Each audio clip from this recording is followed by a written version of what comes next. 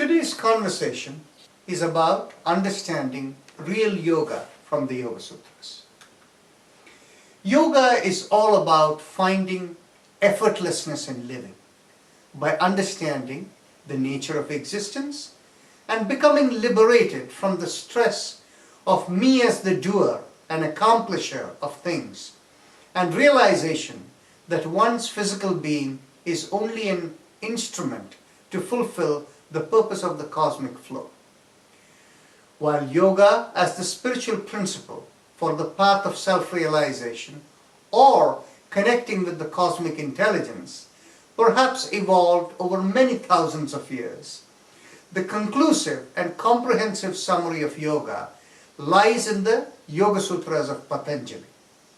These sutras are also referred to as Raja Yoga. The word Raja coming from the word Raja, that refers to Shakti or energy movement as suggested by the Shiva Samhita. Thus, yoga is all about the principles of managing the energy and communication of the existential system with the goal of connecting into the cosmic intelligence and realizing the nature of existence and the purpose of the individual being. The three principal cornerstones of the system of yoga are suggested by the Yoga Sutras as: first, the construct, the nature of existence and the object of yoga; second, the practice principle for advancement in yoga; and third, the process elements that lead to the highest state of yogic realization. Let's look at each one of them separately now. First, the construct. According to the Yoga Sutras, all of existence is a distributed computing system, and entities like us are a programmed system within this distributed computing system, and these programs within us are referred in ancient times as impurities or klesha in Sanskrit, as it used in the Yoga Sutras. These programs or patterns are commonly referred in Indian spiritual dialogue as sanskara, vasana or karma. Cleansing of these impurities or deprogramming is a key element of yoga.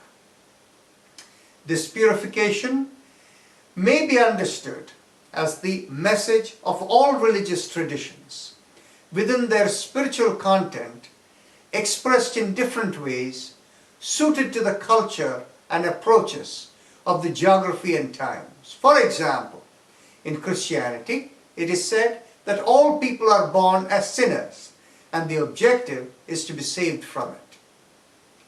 Second, the yoga practice principle is to engage with an attitude of a pure observer, first beginning with moderation in attitude, then becoming one-pointed in focus, and finally becoming a pure observer, attained by regular practice.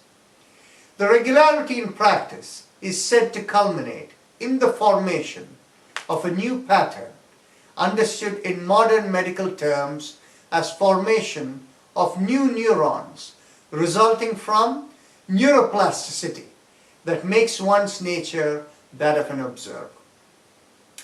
This non-reactiveness results in erasing of existing programs without creating new ones. Third, the yoga process is the eightfold Ashtanga yoga process. If you have not heard of this before, please go to the recording on understanding Ashtanga or eightfold yoga. These are yama, niyama, asana, pranayama, pratyahara, dharana, dhyana and samadhi.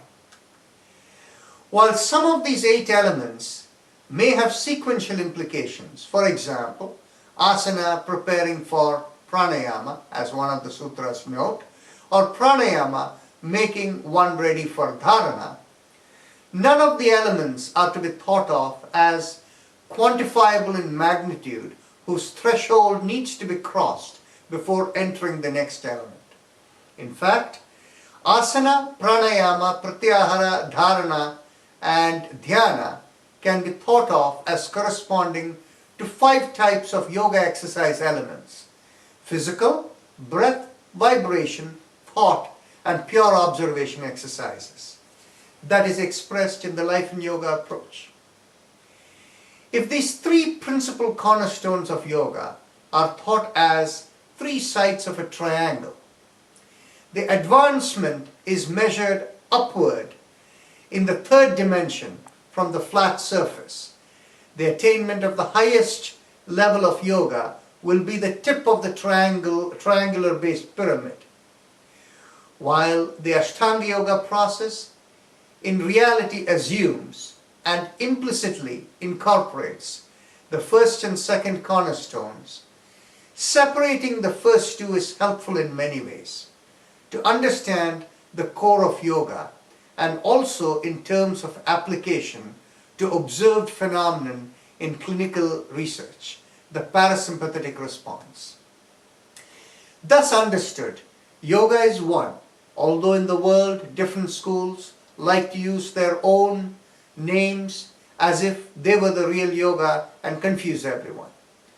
One of the greatest blunders in the service of yoga was done in June 2015 by the Ayush Ministry of Government of India, when in their video for the International Day of Yoga, in the description of different approaches to yoga, they indicated Patanjali Yoga as one approach among many.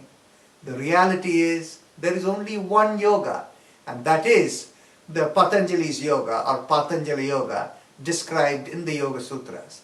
And every approach to yoga is represented there. The next talk will build on the subtleties of the nature of existence in direct terms that people usually refer to as the 5 sheets or 3 bodies that lack clarity. We will revisit this in the next talk.